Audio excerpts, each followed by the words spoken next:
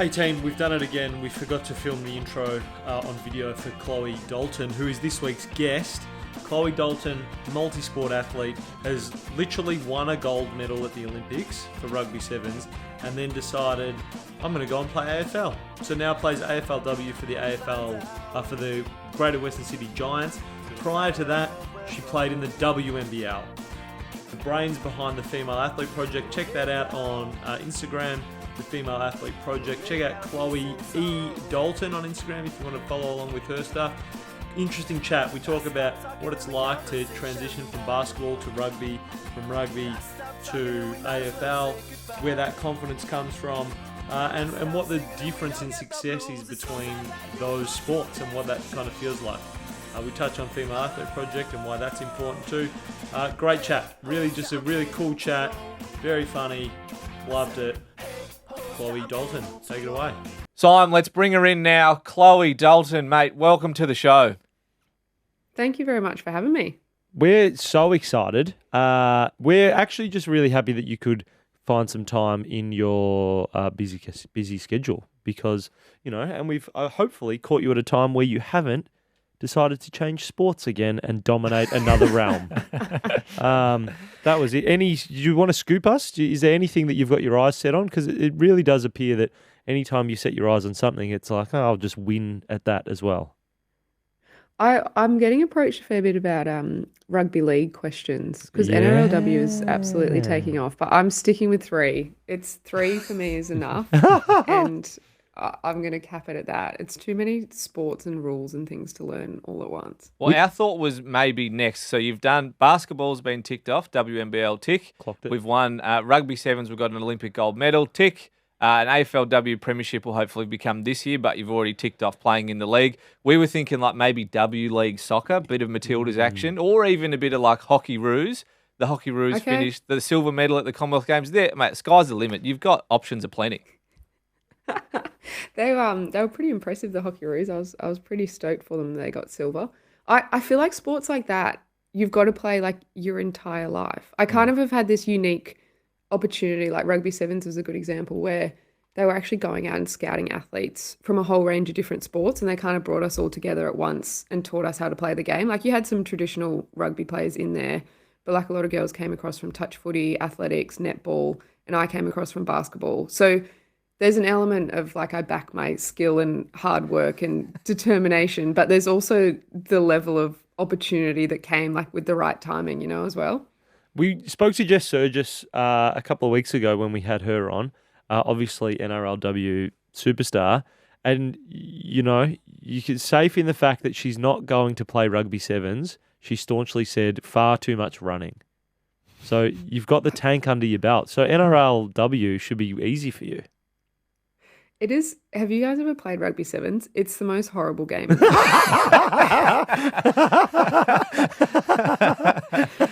It's like, it's a full-size field where they usually would have 15 players per side. The halves go for 7 minutes, which sounds like a really short period of time. But it is, you just never stop running. And all of the training obviously tries to echo what the game is like in terms of the intensity. And so it's pretty much just running a lot of shuttles and just getting up off the ground, like lots of burpees interspersed with running and tackling. Like it's hard work. I feel like rugby sevens is almost like the 800 metres in athletics, where it's just short enough. 7 minutes is just short enough to sprint the whole time and not long enough to use any tactics at all. So you were going all out the whole time. Like Peter Bowl, you watch him, it's like, bro, your life sucks. You just got to go hammers the whole time. Whereas the 1,500 metres, I mean, Ollie at the end, you know, he was going pretty hard, but, you know, there's a bit of tactic in there. It's rugby sevens, same thing. Anytime I see it, everyone looks so tired. It's like that, the threshold where you'll vomit, you sit like at all times. Yeah. That's what it feels like. It's sometimes you might get over that threshold, but that's just good watching. That's just really good watching. It's entertaining, right? Now, we read, Chloe, that you went to Pymble Ladies College. I'm not sure how long you went there for, but my wife also went there, and she went to school in the same year as Elise Perry, another absolute superstar. Multi-sport athlete. When you were you there a similar time, a couple of years younger, but it must have just been like Pymble Ladies College just dominating absolutely everything.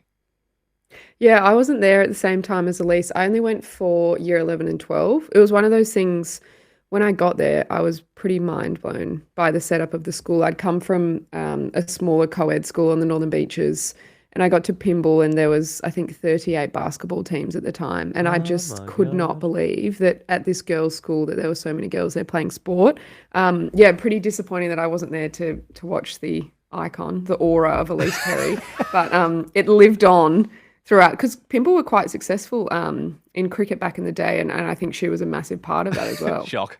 Wasn't Yeah, she? could you believe It it? turns wasn't out one she of the getting, greatest like- players of any generation ever. Pretty good at school cricket. At school the whole level. way, yeah. Yeah. I went It's pretty for shocking. because I grew up in the country, but I went back to Sydney with my wife to walk through the school, and it was like, as you say, absolutely incredible. We walked through there. This is also not an ad for PLC, but going through there on a Could be. Saturday morning, there was like girls playing AFL, there was hockey going on, there was netball going on, there was swimming going on, there was basketball going on. There was like 7 sports all on the campus going on the Saturday. It was amazing. Turns out Chloe played first quarter in each of those. One quarter, and then was like, I got to get to netball. I got to get to basketball. I got to get It to. was hard changing uniforms. Actually. You end up rocking up to school, and the first one you're really like thick and soft. They're like, "What's wrong?" You're like, "I got 4 uniforms on. I just peel them off and just go to the next one. Just line my uniforms It's like up with my pseudo time." stripper. They're all just like Velcro down the sides. You're like, Gone. I'm ready to off. go. Oh yes, like the God. basketball rip-off one. I Correct. wanted a pair of them. You've got that, except with actual basketball shorts, and then footy stuff underneath there. Of the sports you've played, which one is your favourite? Most basic Oh, question it's- ever. I'm horrible for asking it, but I love It's it. pretty basic, but do you know, I actually love playing footy. Like AFLW to me, because I grew up in Sydney, I had no understanding of the game. Like I grew up in a rugby family. So when I started playing rugby sevens, I kind of had an understanding of the game, the tactics, how it worked. I just had to learn the physical elements like tackling and the breakdown. Whereas coming across to footy was a massive experience for me because I didn't even know the rules. I never really watched it on television because I didn't understand what was going on. So it was this huge, like this really steep learning curve. But to me, it's this really cool combination of skills and fitness and having to jump up in the air and kind of be skillful from there and working with your teammates. And I think the more that I've come to understand the game, I now understand why so many people in Victoria in particular are just obsessed with it. Because at first I was like, you guys are weirdos. Like, what is this sport? And now I'm like, I get it. I get it now. And with basketball background, I'm not sure if you know Scott Pendlebury played basketball, which is, the stat that gets raw. That no one's ever said before. And no, it's just like it's groundbreaking journalism. Every week we talk about this. 350 games, 350 mentions. Literally every week, Chloe, I bring that up and I giggle to myself every time because I watch the guest. Because, that's for all of the listeners who don't know, that's the running joke in AFL is that Scott Pendlebury played basketball and that's the only reason he's really good at football. Which is, I would only imagine that you get the same sort of treatment, Chloe. Chloe played basketball every week. They're going to say that. They kind of find something and latch onto it. Yeah. They love, like I was the cross-coder and the cross-coders got the footy. Do you watch your own highlights? I mean, obviously you watch them in like game review, but are you a sneaky one, or is there someone in the Giants or the Blues team who is known for just like watching a little bit of their own gear throughout the week? I like this question. Oh, I reckon Cora Staunton at the Giants, I should throw her under the bus. She hates a goal celebration. She's Irish, and so it's like a thing in Ireland that you don't really celebrate a lot like that. You're pretty low key in terms of like not having too big a head. So she never celebrates her goals, but I reckon she'd go home and watch a few of her highlight reels.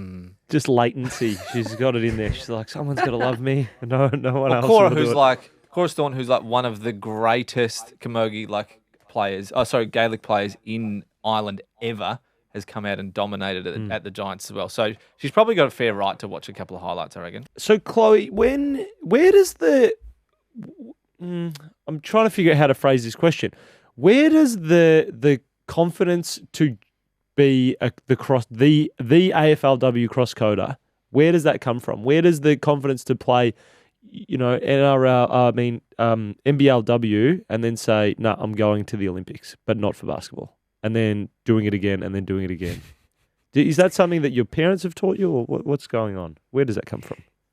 Yeah, it's a good question. So my Olympic dream started when I was 7. I watched Kathy Freeman, and I just was mind blown by her walking out onto the track and zipping up her bodysuit, putting the hood over her head, and performing on this stage with the weight of a nation on her shoulders, and the way that she just ran around that track and absolutely dominated and had a gold medal put around her neck. And I remember as a 7-year-old kid, I was like, I want to win my very own Olympic gold medal. And so that moment, I felt like kind of shaped the course of my life from there. And basketball was what I thought was going to be the dream. I wanted to play for the Opals and kind of follow in the footsteps of players like Lauren Jackson and Penny Taylor. And I was like, all right, we're on here. And I worked my way up. And then when I made it into the WNBL, I was like, all right, cool. We're one step closer.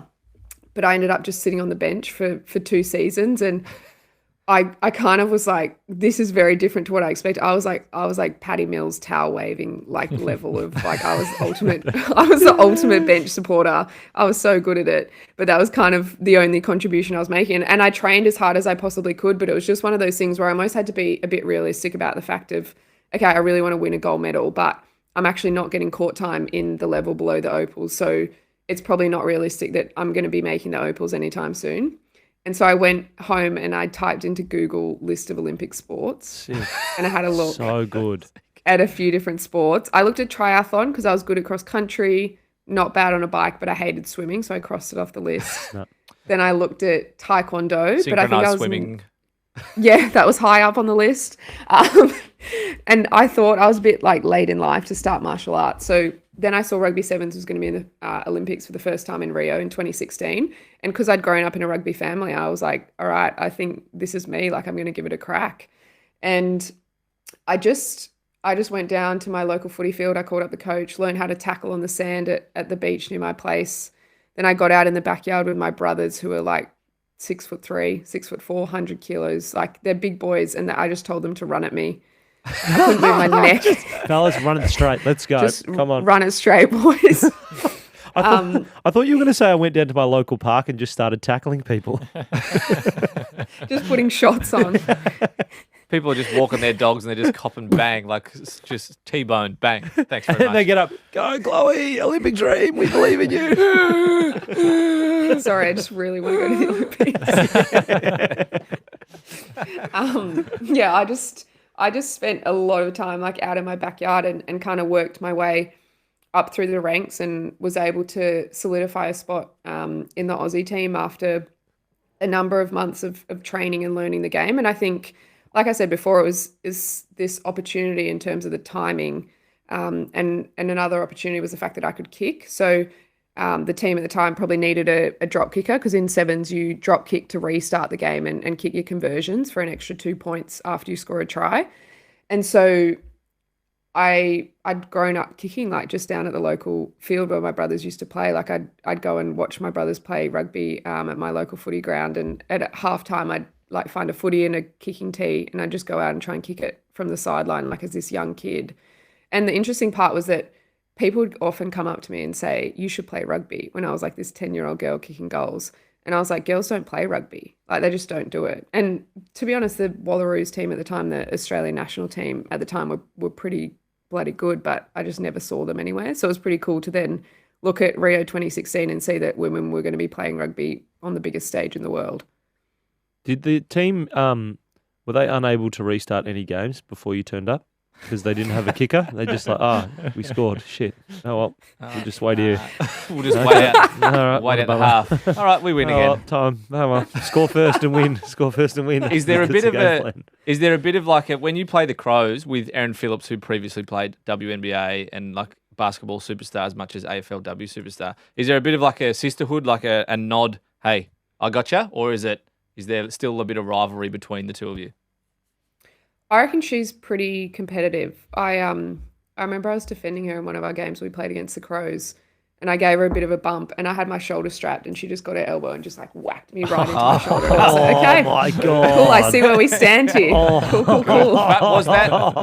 Did you take that as one, like, all right, she hates me, or two, as she sees me as a worthy adversary, and we're colleagues, we're equals, we're peers? Yeah, let's go with she saw me as a huge threat and had to take me out. Let's go with that. Nice. Did you have any of those welcome to rugby moments when you when you switched to sevens? Yeah, I think a clear one that sticks in my mind, there was this lovely girl called Sal, and she was probably twice my size, and I had to learn how to pack a scrum. So it's a 3-man scrum in rugby sevens, compared to a bigger scrum, obviously, in 15-a-side. But it's a lot about technique, body height, but also body mass. And I'm not very big. I'm pretty tall, but I don't have a lot of body mass. And I could run. And Sal knew that the scrum was like the one place she could get me. And every single time, like every day we rocked up, I was just like, there's no hope. Like it didn't matter what boots I had in. Like if I put the metal studs in, I just would go flying every time. Like she just like absolutely dominated me. And I was like, okay, I see where I stand here. Sal's favourite time. All right. Physics always exists. Doesn't matter like how much you try. Physics will always win. All right, girls, time to pack the scrum. Sal's going, you bloody ripper. I remember there was like this story, it was wild when like the Wallabies early 90s were going really well and then we started going poorly and everyone was asking questions why. And someone put up a total tonnage of scrums South Africa versus Australia to your point of like we were outweighed by about 300 kilos and you would watch the game and we would just be walking backwards. I'm assuming that's what's happening with you and Sal. She just packs in and you just go, I'll just walk backwards now to avoid injury. I think it was more me like bending backwards rather than optionally walking backwards. See, at least you had the fight in the feet. The feet stuck fat. It was everything else that capitulated in the middle. Yeah. What about any welcome to footy moments, like welcome to AFLW moments? Yeah, I first started playing in the VFLW with Carlton before I got picked up as like an alternative sport rookie. And I was in the car with some of my teammates on the way to the game, and they were explaining to me that if your teammates gets bumped or knocked over or something, like you have to go in and have their back and like bump the other person back. And I was like, it's a bit weird. I've never done that before, but okay, I'll give it a try. Anyway, one of my teammates got hit in a dodgy tackle, and so I ran from like 50 meters away. I was like, I'm coming, like trying to be a hero. I literally like sprinted over to go and bump, and as I bumped the girl who made the tackle, like I got her in a good bump, and then her teammate came from nowhere. I didn't see her coming, and she whacked me, and I slipped. My feet slipped out from underneath me, and I like face planted. It was. I've never protected a teammate ever again after that. I'm just like, you do your thing over there. I love that you say she came from nowhere. She clocked you 50 meters out and was like, oh, I see what's about to happen here. Takes 3 steps. Boos, got ya. See you later. Yeah, I was not very subtle. How are the Giants shaping up for this season? What's your prediction for how we're going to go? Yeah, it's been a really different preseason for us. There's a level of not feeling like we had a lot of turnaround after the AFL brought the season forward. I think there's positives to it in that hopefully we'll have a bit of clear airtime from a broadcast and field accessibility perspective. And I think another positive thing is the fact that I carried over a bit of fitness, I hope, rather than kind of having to have your 3 months off, lose all your fitness and then start again from scratch. I think it's been nice to almost just build on what we had before. It's meant not as much preseason running, which has been a nice thing, I think, for a lot of players. We've had a new coach come in, Cam Bernasconi, who's been involved with the Giants for a really long time. He's a pretty young guy, but it's been a really cool experience. I think he's just massive on playing to people's strengths and kind of finding out what you're good at and what your weapon is and just trying to really utilize that in the game. So I think from a mindset perspective, that's been really cool for us as a group. It's been a pretty positive outlook. I think it's been quite refreshing for a lot of girls who've been at the Giants now for about 6 years from the start, just to kind of have some new faces, new ideas, new game plans. It's always tricky then when you're in your preseason bubble, right? You train as a team for a few months and then it's not until you come up against an opposition that you get a real idea of where you actually stand. So I think once we start getting into some proper practice matches and get ready for the season, it'll give us a good idea. But so far we're feeling good, feeling confident. Everyone's winning the premiership in preseason. Like you've never looked better. Everybody. You've never looked better. It's like, the team's looking good. Yeah. Never looks better. Also, we're nice feeling not to good. be We're playing... in a good headspace. It's great. Like we're all, we're getting around each other. And then first game really tests it. I barrack for North Melbourne, so like I'm a little bitter on this because we were the best team. We were like top 4 finishers. Were we good in preseason? Well, yeah, our social media team, and this is part of your fault too because you're in the media team at the Giants as well. So fair warning, be careful, all right? because the North Melbourne media Be careful team, of getting the fans' hopes mate, up. the North Melbourne media team Through got the the roof. fans' hopes up, and we are not good at football. And then, like, we're only relying on our AFLW team to carry us because the men's team, mate, I hope they're listening because they're shit out at the moment. It's But been a bit of a rough year. hasn't it? good luck getting guests next time, Ed. Sorry about that. So you've got a lot of responsibility with that too. My question is though, do they, because you've been successful at an elite sport, another one, gold medal. That's the highest of highs. Olympic gold, I reckon, would probably be the highest sporting accolade that you can get as an Australian.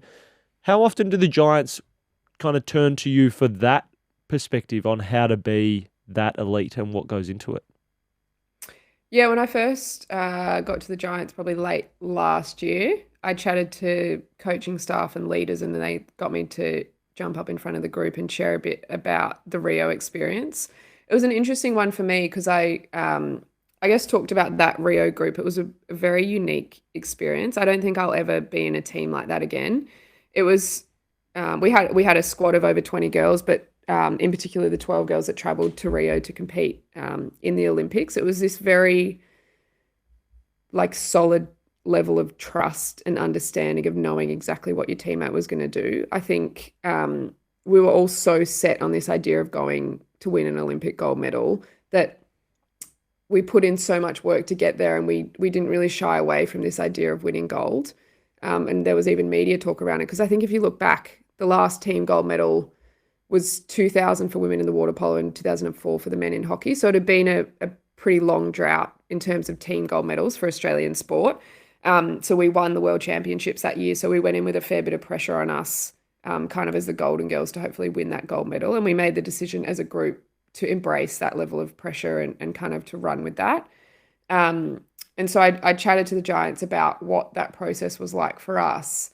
And then I think it was an interesting learning experience for me, because that stuff doesn't always translate, right? Like, the Giants haven't had success at the highest level yet. Like, they've played finals before, and obviously the end goal is that premiership, but it's almost working out when you go into these new team environments, like, how can you adapt your experiences and what you've learned to that group? Like, a big focus for us is playing finals and then kind of looking at the premiership as that next step.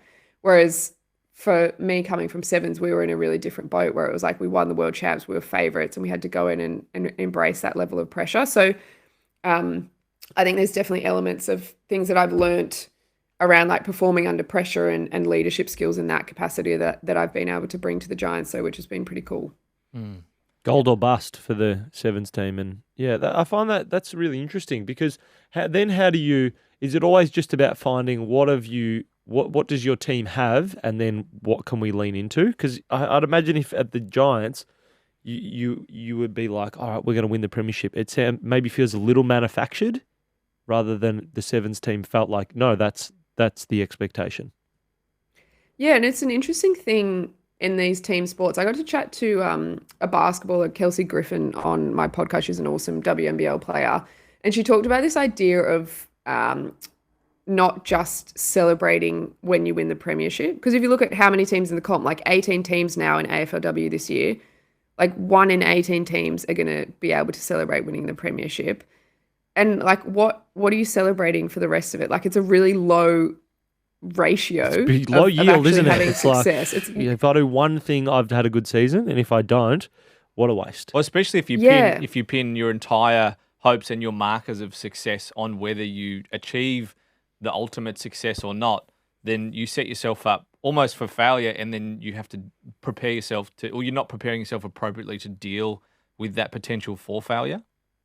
Yeah, exactly. And I think what I've liked about working with Cam, our new coach, is kind of this idea of like, if we're playing our brand of footy and if we're executing our game plan, for us, that might be a win, even if the scoreboard looks different to what we expected. And I feel like that can be like a classic cliche that you hear in a lot of like post-game interviews and stuff. But I think if you actually buy into it and you actually are okay with doing what you go out there to do, and you play your brand and you play where your strengths are, I think there's a level of enjoyment that you can take from that as well. Gold or premiership? I know you've already won a gold, but how do you think the emotions on the field would compare? Because obviously you've got more teammates around you in an AFLW. Do you think that would be a different feeling winning the cup versus winning the medal? You're not on Copacabana Beach though, so. Yeah. Tough. I think it would be quite a different feeling. And I think doing it on Australian soil as well would be pretty special. For me, obviously, that Olympic gold was this childhood dream. And my favourite part of that whole experience was when I linked arm in arm with my teammates and we all started running towards the stadium. And my whole family was there. All my favourite people were there. And mum and dad, my brothers, my cousins, my auntie and uncle, and some of my closest friends that had travelled over to Rio to support us. And there's this really cool photo I have where I was at the National Cross Country Championships when I was 11 years old. And about 13 years later in Rio, those exact same people were there supporting me. And they lifted us up into the stands. My brothers had had 1,000 beers and they like lifted us up. And just the hugs and celebrating that moment was so cool because they had been there for that entire journey throughout all the highs and lows, the injuries, the setbacks, sitting on the bench, right? They'd come and watch me play in the WNBL and I wouldn't get on the court, but they rocked up regardless. And so it was pretty cool to be able to share a moment like that with them. And then if I look at an AFLW premiership, to me, it probably signifies a little bit more like the opportunity. Like I think about with footy, like the incredible women that have come before us who've been playing footy for decades, right? And haven't ever had the opportunity to play it at the highest level. And so I think it's this really cool movement to be a part of actually playing AFLW. The fact that there's now 18 teams in the comp, we're slowly making progress in terms of pay and different areas of equality. To win an AFLW premiership is a pretty cool moment of kind of like recognizing that and doing that with your teammates as well. How conscious of you are you that you're part of that movement towards Pioneers. equality in sport? Yeah, rather than being an established force similar to, AFL, and, they're kind of pioneers in their own way. And especially with you've got the Female Athlete Project as well, so you're much more an active participant in kind of getting that equality. How much is that? Are you conscious of that in your everyday to day, or are you just, I'm a footballer? I think the Female Athlete Project has kind of consumed my life. I didn't plan for it to be that way at the beginning. I just started it in one of the COVID lockdowns in 2020, and my brothers are massive supporters of mine and have good skill sets in terms of one of them's in sports marketing and the other one's a videographer. And so they kind of just bugged me for a while. It's very helpful. Yeah. They kind of just bugged me for a while and they were like, you've just got to start it. Like, just start your podcast. And so I did. I kind of got it going from there. And then the growth that we've seen even in the social media space, because I think there's such a big gap around recognizing and highlighting these achievements of female athletes as well. Like I wanted to originally make sure that we were sharing their stories so that people could hear them and support them.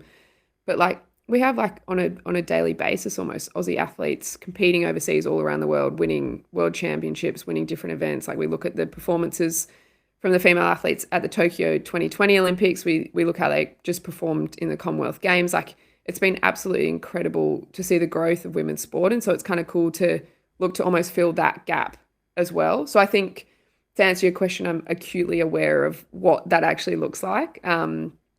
When I was at Rugby Sevens in 2017, I got to be an ambassador for Our Watch, so the organisation that's all about the prevention of domestic violence. And their big message is about the importance of gender equality and the role that plays in preventing domestic violence. And I went through this training course and I just was really mind blown to understand how powerful sport is in Australian culture and the fact that it invades our living rooms every Friday night and across the weekend as we watch our favourite footy teams or whatever sport it is. We watch the Olympics, we watch the Com Games. You go down to the park, kick a footy, or people take their kids down to play with the cricket ball. Like there's so many different ways that's part of our society. And I really take on the weight of the fact that as an athlete, I've actually got the ability to change people's perceptions about where women belong in society and the role that women can play in terms of actually being equal. And so now when I go out to play footy, there's this extra level of pressure which doesn't always sit right with me. And I know a lot of other female athletes feel like this, is that a lot of the time when you go out and perform, you almost feel like you're having to perform on behalf of a lot of other female athletes and prove that you're actually worthy to play at that level and feel like you're proving wrong all these trolls on social media that say it's so low scoring, they can't kick, no one wants to watch, all of these things. I feel like it's this constant battle of having to prove that what we do actually adds value. But I think there's a real importance in recognising the different access to pathways and resources and facilities that we've had throughout our whole lives. Like so many of my teammates had to stop playing footy or playing rugby by the age of 12 because they couldn't play with the boys anymore. If you look at the boys that have come through these elite pathways and they've had access to the best coaches, the best resources, the best medical facilities their entire lives, and they then go into this competition where they get paid hundreds of thousands of dollars to do this as their full-time job. So I think it's this really, as you can tell, I could talk about this for hours, but it's this really interesting comparison between, yes, we now have this competition and it's going into its 7th season, which is incredible. And we've seen improvement year on year as players have had more time in the system. But there's also the really important aspect of recognizing where it's come from and what we haven't had access to be able to make it as successful as it could be in such a short space of time. What do you think needs to happen next? So because the big change, obviously, with the exception of pay increase, because that needs to go up, but it's great that it has been increasing with the recent bargaining agreement. But now that we've got 18 teams, what do you see as the next step in evolution for AFLW? I think the two biggest things for me will be to play every team once because our seasons still only go for 10 weeks plus finals. So it's kind of this weird thing. I know in the men's competition, you obviously play everyone once and then you kind of get a few games against different teams. So there's a similar level of a bit of luck of the draw, right, with those additional games. But I think for us, the biggest goal would be to gradually increase to get to that point where we do get to play every team once. And then without looking at it from a financial perspective, just the ability to be a full-time athlete, I think is the next biggest step that I'd love to see. And for the staff to also have that opportunity so you can have access to those resources throughout the entire day versus at the moment, a lot of girls still work during the day till 3, 4 p.m, then rock up, start your training, and then kind of go from there. Most nights I get home at 10 p.m. at night from training and then go to bed and then you go again the next day. Were you full-time when you were doing rugby sevens? Yeah, I think that was a really good example of Rugby Australia and the AIS and the AOC invest a lot of money into that. Rugby Australia, when they realised that we were going to be an Olympic sport, invested a huge amount of money to allow us to be full-time. Back in 2014, the salaries weren't a huge amount, but it meant that players could actually do that and that was their job. And it was such a different experience because I think it's kind of cool that I can compare them both having been through it. And I think the biggest thing is that that's where all of your energy is devoted. What I found recently is I do my media work and I do the female athlete project stuff on the side. And then I'm preparing for training at 5 p.m. And I'm like, I just feel like I've got nothing left, but I'm about to go through 5 hours of training. And I'm like, I keep getting myself in that situation. And I know a lot of girls are similar and some of them work physical jobs as landscapers or carpenters throughout the day. And then you have to rock up and train. So I think it's a really fine balance because I think there's real value in having identity and purpose away from your sport. But it's a pretty cool thing when you are a full-time athlete to be able to devote all of your time and energy into just becoming the very best athlete that you can be. Yeah, get a hobby. Don't get a full-time job. Yeah. Shit. My full-time job is athlete. My part-time job is landscaping. That's all my I hobby is I landscape for fun. That's what I do. That's an easy Saturday back page type situation. End up in the Herald Sun. Yeah, look, doesn't just play football, also makes pottery or something like that. That's what you want rather than the other way around. Who do you hate in the league? Because now the rivalries are Great starting. question. You've played at the Blues before. How do you feel about the Blues, and why do you hate them the most? Is it their supporters? I'm actually going to contradict that and say North Melbourne would have to be up there. Good stuff. Because they're so good. Stuff. They're the They're worst. so good. They're the worst. Brisbane Lions are the best. Great. Greg Stasevich, great captain. M. Bates, superstar. I mean, the list goes on. Why do you hate North Melbourne, actually? Let's qualify this. Look, you say they're the best. They haven't won a premiership yet. I think they've got a lot of talent in their group. Yeah, but why do you hate them? They're... It's good. We need these They're rivalries. just pretty rough. Pretty see, rough. hard. Oh, well, if you can't hack it, maybe go back to sevens, mate. Sorry. Shin burner. Mate, tackling people that are walking around the park. Absolutely. Look at Parks of Sydney. Chloe's coming back. Sevens is coming back. Never will you find Simon Lovett more defensive than if somebody attacks North Melbourne. He No goes, way. all right. Let's And that's have all it. we've got time for, Chloe. Thanks very much. And Chloe's gone. Cut the recording, Ed. Don't worry. Ed Barrack's from North Melbourne too. So, yeah. Nah, you're very I'm just glad double whammy. I'm just thankful you're talking about us. It's nice to be relevant. Yeah. Absolutely. Question: how close were you to going to Tokyo? Yeah, pretty close actually. Yeah. That was I kind of This often interview has skip over been that so part. scattered, by the way. If you're listening at home, we are like jumping all over the place. This Mm-hmm. is the wild stuff. But anyway, sorry. It's like a keep- TikTok. It's like bouncing all over the shot. You're Correct. like, geez, I can't stop listening. to this." Correct. Yeah, exactly right. We will keep you entertained. You never know where it's going. Sorry, you continue. How close were you to going to Tokyo? Yeah, so I started training again for sevens in 2019, end of 2019, I think it was. Chatted with the new sevens coach who'd come in, John Menenti, who I had a really good relationship with, and he was like, are you still keen to do both? Do you want to play AFLW and try and go to the Tokyo Olympics? And I was like, yep, let's do it. So I started training down in Melbourne for both sports. Was doing that for over a year and then moved home once the COVID lockdowns hit and started training full-time with the Aussie Sevens program again. Went through the whole process. We played a tournament 4 weeks out from Tokyo to prepare. We're playing against New Zealand and Fiji. In one of these games, my teammate and I came from opposite directions to tackle the same person, and the top of her head whacked my face. I lay back on the ground and I just knew straight away that it didn't feel good. My entire face was throbbing, and when the physio eventually got over there and sat me up, I just felt blood like pouring from my nose. Warm. And they took me to go and get an x-ray. I had 4 fractures in my cheekbone, and had to go in and have surgery to I've got 3 plates in my face now. Sick. Pretty cool. That's to the be classic honest. Jonathan Brown. You don't run on your face. Yeah, absolutely. Like, how'd you get back to play? He goes, you don't run on your face. There was discussion while I was in the hospital and with the surgeon. I think he'd operated on Darren Lockyer or someone's face, and he was kind of like, you might be able to get back in 4 weeks' time. And so I kind of started to get my hopes up. And I just remember this day that my coach came into the hospital, and as soon as he walked in, I was like, this isn't going to be a good conversation. And just medically, it wasn't enough time to clear me, and I had to just sit in this hospital. We'd come out of a COVID hotspot in Sydney. I had to sit in this hospital room for 5 days, just waiting and dealing with the fact that I wasn't going to go to the Olympics, and then returned back to another lockdown to sit on the couch and watch the Olympics and watch my teammates on the television.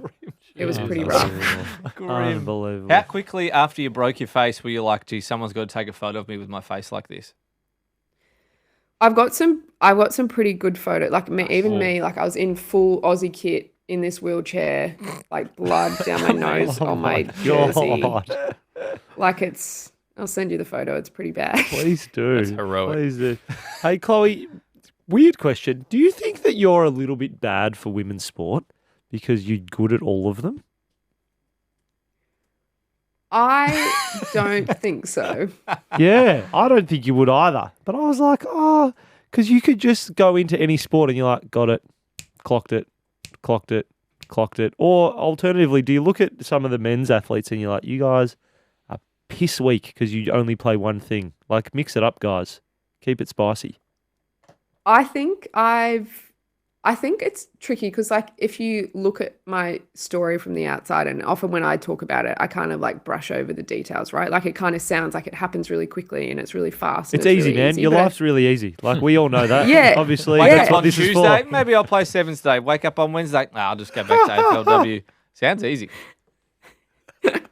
I think I kind of give off that impression. And I think there's a lot of athletes who also do that. But I think there's a huge amount of hard work and doubt and risk and fear and all of those things that have gone into that process as well, right? Like, when you watch sport on TV, when you watch the Olympics, when you watch AFLW, you just get to see the end product. But I think there's been a huge amount of emotional investment that kind of goes with it as well. So I wouldn't be in a rush to go through that process again. Like I'm pretty set on what I've done so far. And I think like even if you look at someone like, I don't want to talk about Israel Folau, but like Carmichael Hunt, like there's a few different athletes like in men's sport that have kind of like crossed over and done a few different things. And so I think there's definitely scope for it if you have the right skill set and the right ability to kind of transition across. And I think we've seen like your Elise Perry's is like the best example to ever do it.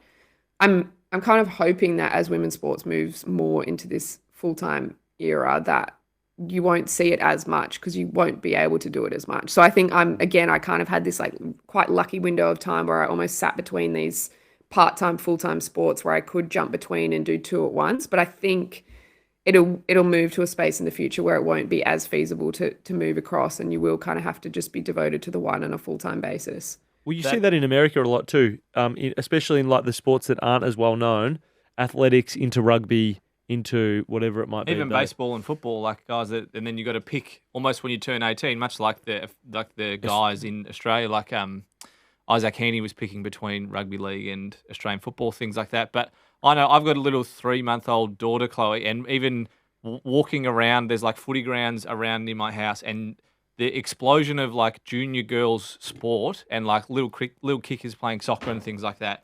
She will now have the ability that if she grows up and if she's one, good enough, two, wants to do it, then she will have that opportunity to do that and won't have to stop, which I think is just an amazing thing, or particularly like as a parent and having that, your kid have that opportunity is pretty amazing. So for pioneers like you, I thank you personally, but also on a greater scale too. Oh, thank you. Yeah, I think it's cool to see that. Like when I do the same thing, like I drive past like the local footy fields and on a Saturday and I see girls playing and I'm just like, this is the best. Like I almost sometimes get a bit emotional, which is a bit dramatic, but I'm like, this is so cool that like, this is the point we're at. And I love that you say like when your daughter grows up, if she wants to. I'm worried about when I have a kid. I'm like, no choice. This will be forced upon you. Like I'm going to start throwing balls at you the second you can like walk. So just be ready. Mate, I'm already picturing like when I teach her to kick a footy, I'll be like, all right, now you go kick on your left foot. All right, now you go kick on your right foot. And she's like, Dad, I'm 4. I'll be like, I don't care. Go kick on both feet, mate. If we're going to treat them all equally, we've got to be as toxic to the girls as we are to the boys. So it's fine. If you're going to make it, you're going to make it. So, righto. All right, now, handball with your left. Dad, but I can't. Ronaldo style. You're not going to school today. Yeah. You're going to footy. Let's go. Come on. Ridiculous. Hey, Chloe, to wrap up, because you are very busy and you've got Media Day coming up, which is very exciting. I can't wait to see what the Giants come out with. Just, mate, you've got the next 3 hours to scroll TikTok for ideas, which is great. We have a little choose your own adventure to wrap up each of our interviews. There's 5 choices: who, what, when, where, why. And then you can choose 2 of those and we will ask you a question from there. But you don't know the question. Who and why? Who and why? Everyone always chooses who. You're the 4th person in a row to choose who. It's only because we say it. Yeah. We always say it first. One time we tried to arrange the order differently and then forgot what the 5 were. We get confused. Yeah. Who is the best female athlete any sport ever? Ooh. Oh, You only get one. No sitting on a fence. No. Lauren Jackson. Yeah. Great call. Well Great done. call. She's The comeback is huge. Yeah. It's so huge. good. Yeah. Well, she's massive. 6'11", so yeah, it is huge. Absolutely. She's 6'11". We've had Lauren pretty on high. We've had Lauren on our podcast before. Because I grew up in the same sort of area. She's from Albury. I grew up in Corowa. Before when we talked to her, she was playing midweek mixed basketball in a stadium named after her. She was just playing like Wednesday night Wednesday night mixed basketball. You're like, oh, who are you playing? Lauren Jackson at the Lauren Jackson Basketball Centre. I think one of the rules was the men weren't allowed in the key, and she was like, "Mate, you could let them in. Let them in if you want. They're not getting the rebound." She's amazing, absolutely incredible. Her comeback is phenomenal. That's cool. Yeah, It's so impressive. When's she coming on your podcast? I'm hoping I can get her on in the lead up to the World Cup. It'd be pretty Nice. cool. Nice. Better make that happen soon, actually. Yeah. time. Yeah. And then why is Simon? Why did you start the Female Athlete Project? I mean, you touched on it a little bit, but Yeah, I think that so many female athletes deserve to be household names, and they just are not yet because they haven't had the mainstream media coverage. That's the biggest part of why I do what we do. Awesome. Well, Chloe, you're going to be a household name in my house from now. My little 3-month-old, first words out of her mouth might be like, sevens. I'll be like, oh, mate, too hard. Too much running. Chloe Dalton, you're like, wow, genius. Amazing. Chloe Dalton, I can't wait. Thanks so much for joining us. Check out the Female Athlete Project. Check out Chloe's Instagram at Chloe E. Dalton. And then, mate, good luck for the season. Hope the Giants come runners up and the Lions win it again. Thanks very much. And then the Kangaroos in a so real much. loose unit move, Wooden win, spoon. undefeated. Loose units. Thanks, guys. That was fun. Mate, thank you. That was great. Thanks heaps. I I had a- enjoyed that a lot. It was good fun.